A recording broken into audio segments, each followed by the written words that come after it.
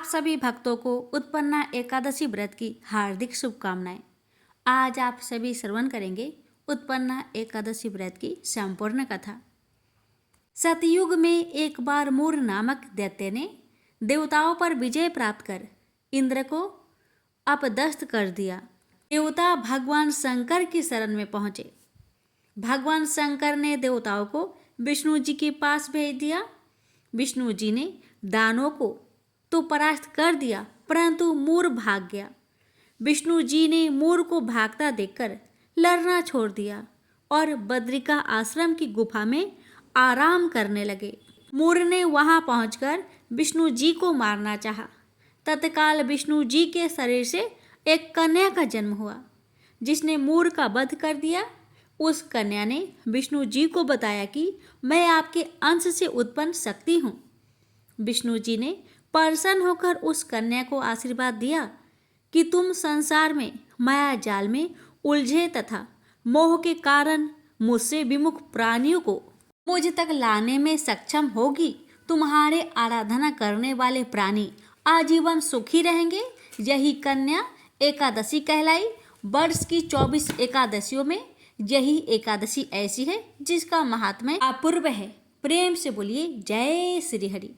अब सुनिए एकादशी माता की व्रत कथा। एक बुढ़िया माँ एक बार 11 माता का व्रत रखी। बड़ी ही भाव भक्ति से पूजा अर्चना की। उन्हें वृद्ध अवस्था में क्या बाधा थी, वो तो अपने पुत्र पौत्रों की सुख सुविधा के लिए व्रत रखने लगी। वे दिन भर तो जरा कठोर मन करके अपनी प्यास को रख रही। दिन में पूजा पाठ किया, कथा सुनी और पंडित जी को मिट्टी के पात्र में भरकर पानी और ऋतुफल दान दिया। दोनों भर भर कर बूरा वितरण किया। उन्हें गर्मी के कारण बहुत बेचैनी हो रही थी। इस कारण से बड़ी देर तक पानी में पड़ी रही और पानी की कुल्ला करती रही, मुंह धोती रही। तब कहीं थोड़ा बहुत धैर्य बंध पाया। धूप तो तेज पड़ रही थी, इस कारण बार बार मुंह सूख रहा था। बूढ़ी माँ बहुत बेचैन हो रही थी। एक बुढ़ापा और दूसरे ये भयंकर गर्मी। वृद्ध अवस्था की स्थिति तो कुछ दूसरे ही प्रकार की होती है। ऐसे तैसे रो धो के दिन कट पाया। अब पहाड़ सी रात सामने थी, उसका काटना बड़ा ही कठिन दिखाई दे रहा था। खटिया पर पड़े शांति नहीं मिल रही थी। वे बार बार करवट बदल रही थी। अनेक बार वो बाहर जाती और भीतर आती। उन्हें घर के अंदर शांति नहीं थी। वे पड़ी पड़ी एकादशी माता का स्मरण करती रही। वे कहती रही कि हे माता जी, आप मेरी लाज रखेगा, आप ही मुझे शक्ति दे दीजिएगा जिससे मैं भली भांति आपका व्रत कर सकूं और ये पहाड़ सी रात शांति पूर्वक व्यतीत हो सके। प्यास के कारण बूढ़ी माँ की बेचैनी तो बढ़ ही रही थी। उन्होंने धैर्य रखने का बहुत प्रयास किया, किंतु सहनशीलता की सीमा टूट गई और वे घबराकर एकदम चिल्ला पड़ी। बोली, बचाओ बचाओ बचाओ। अम्मा का चिल्लाना सुनकर परिवार भर के नर नारी, बच्चे और पड़ोसी एकत्रित होकर बूढ़ी अम्मा की खटिया के समीप पहुंच गए। सबने पूछा, अम्मा जी आपको क्या हो गया? आप क्यों चिल्ला पड़ी हैं? आप इस वृद्धावस्था में ये कठिन व्रत क्यों कर रही हैं? अम्मा जी ने कहा, शक्ति से ही भक्ति होती है। थोड़ी ही देर में वे फिर से बोली कि अरे हमारे प्राण तो ही निकल जा रहे हैं। मेरी छाती पर ठंडे पानी का घड़ा रख दीजिए।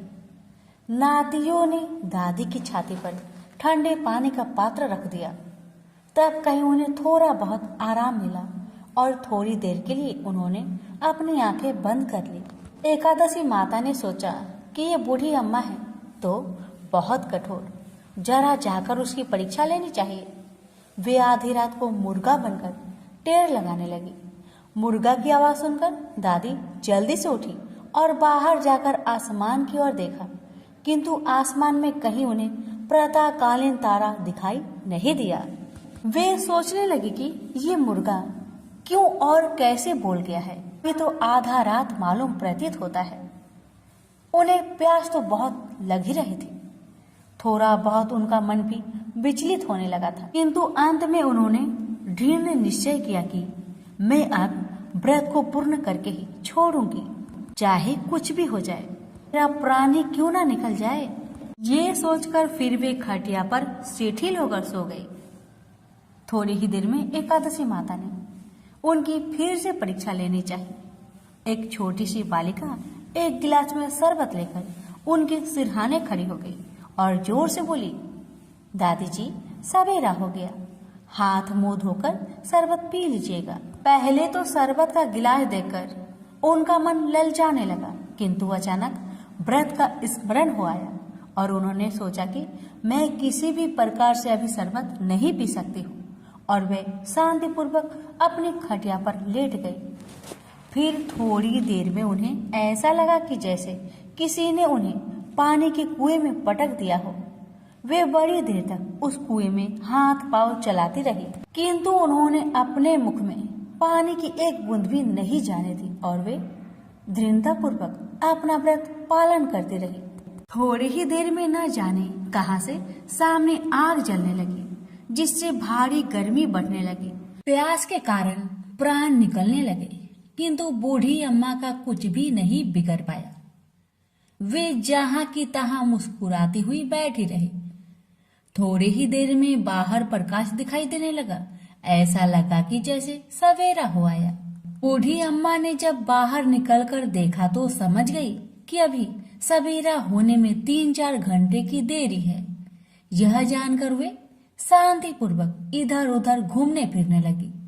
एकादशी माता ये बात अच्छी तरह से समझ गई कि ये बूढ़ी अम्मा किसी भी प्रकार से अपने व्रत से नहीं टल सकती। वे उनके सत्य व्रत को ही अच्छी तरह से समझ गई। सवेरा होते ही बूढ़ी माँ ने स्नान किया, भगवान का पूजा पाठ किया, एकादशी माता की कथा सुनी, ब्राह्मणों को दक्षिणा देकर भोजन करवाया। तब कहीं बूढ़ी अम्मा ने जल ग्रहण किया। कन्याओं को भोजन कराने के बाद अम्मा ने भोजन किया। तो श्रेष्ठ व्रत के प्रताप से बूढ़ी अम्मा की आयु में वृद्धि हो गई। उनका घर परिवार हरा भरा हो गया। घर में अब उनके कोई भी अभाव नहीं रहा। वे हर तरह के सुख साधनों से संपन्न हो गई। नाती नातिनों से उनका घर भर गया और वे उसी दिन से 12 महीने की एकादशी का व्रत करने लगी। एकादशी माता के व्रत के प्रताप से इस संसार में हर प्रकार के सुख भोग कर अंत में बैकुंठ धाम को चली गई। से बोलिए एकादशी माता की जय। अब आप सभी श्रवण करेंगे हर मनोकामना को पूर्ण करने वाली तुलसी माता की पावन कथा। पौराणिक कथा के अनुसार एक बार लक्ष्मी माँ सरस्वती और माँ गंगा के बीच किसी बात को लेकर बहस हो जाती है और यह बहस इतनी ज्यादा बढ़ जाती है कि एक दूसरे को श्राप दे देती है।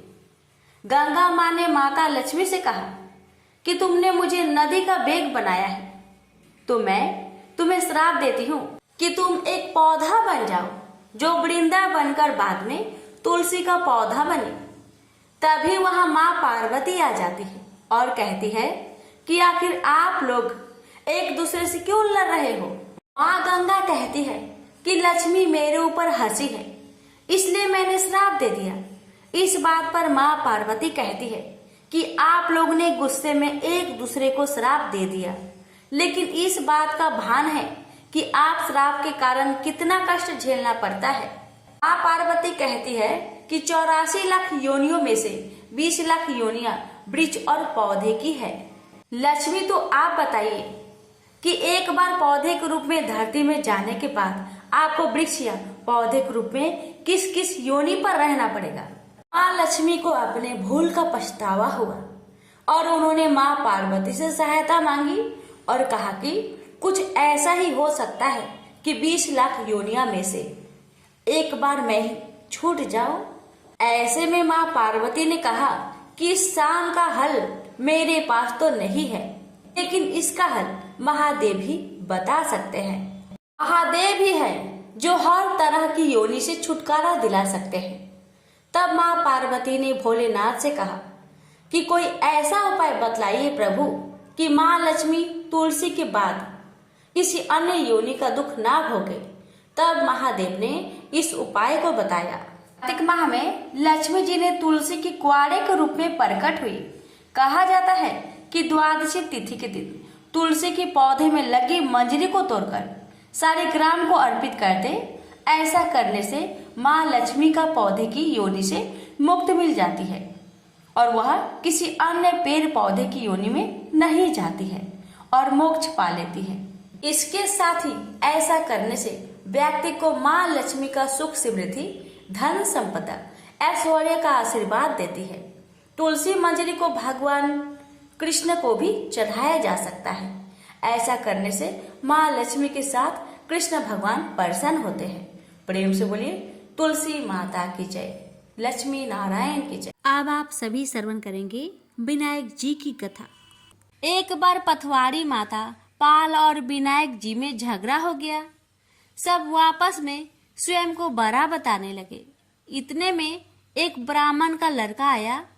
पाल, पथवारी, गजानन जी ने उसे रोका और कहा, लड़के रुक जा और हमारा न्याय कर।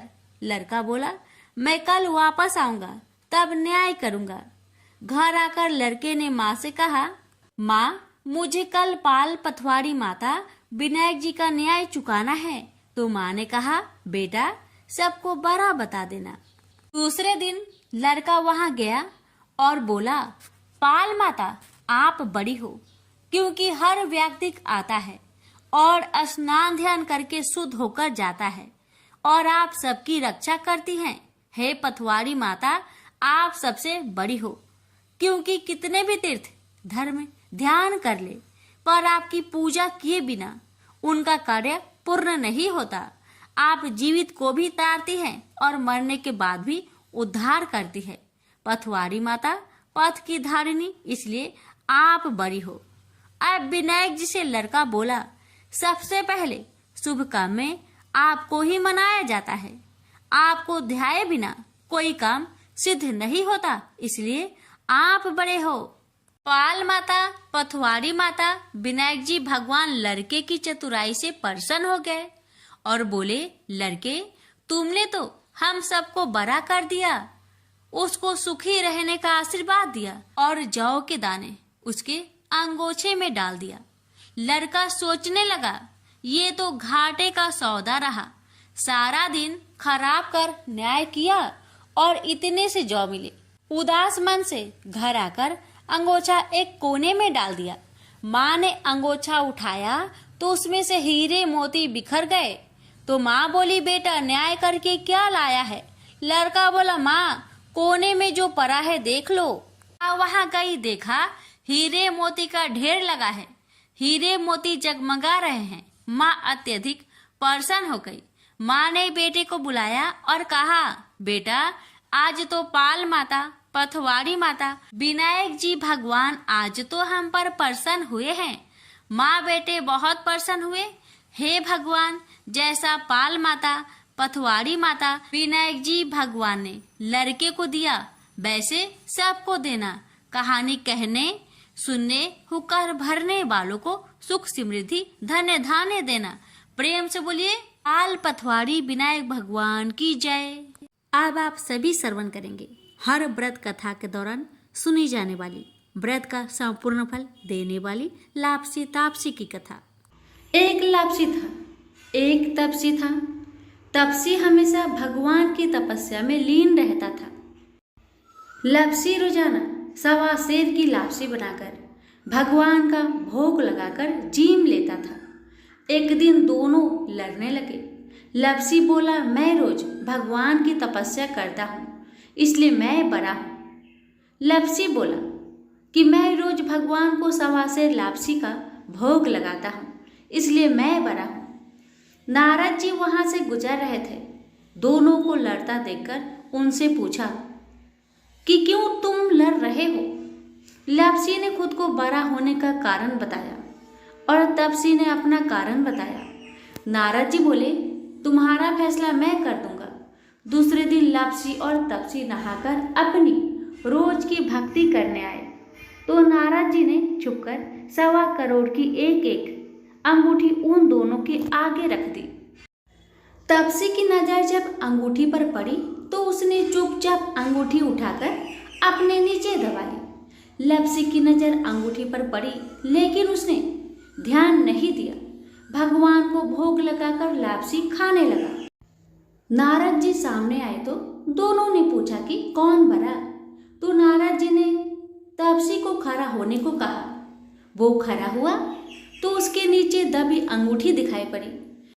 नारद जी ने तापसी से कहा, तपस्या करने के बाद भी तुम्हारी चोरी करने की आदत नहीं गई, इसलिए लापसी बरा है और तुम्हें तुम्हारी तपस्या का कोई भी फल नहीं मिलेगा।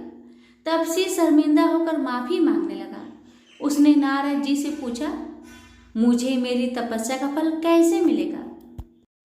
नारद जी ने कहा, यदि कोई गाय और कुत्ते की रोटी नहीं बनाएगा तो फल तुझे मिलेगा। यदि कोई ब्राह्मण को भोजन करवाकर दक्षिणा नहीं देगा तो फल तुझे मिलेगा।